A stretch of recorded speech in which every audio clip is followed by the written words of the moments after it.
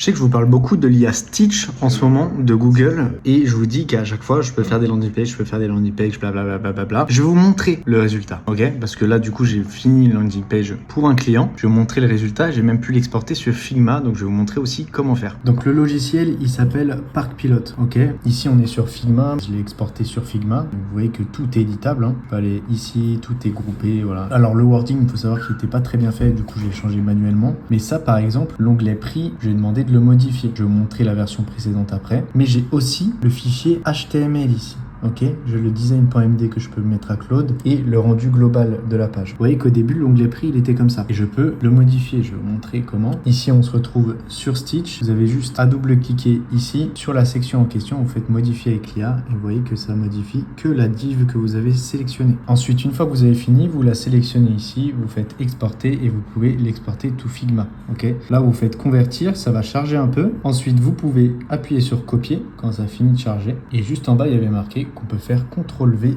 sur Figma pour pouvoir tout simplement la copier. Et voilà, elle est copiée sur Figma avec exactement tout ce qu'il y a dedans. Par contre, si vous voulez exporter pour l'intégrer directement sur un site web, vous vous exportez en zip. Et dans votre téléchargement, vous pouvez voir que vous avez le zip juste ici, vous le dézippez et vous voyez que vous avez le fichier HTML qui contient le CSS aussi, hein, le design et le screen de votre landing page.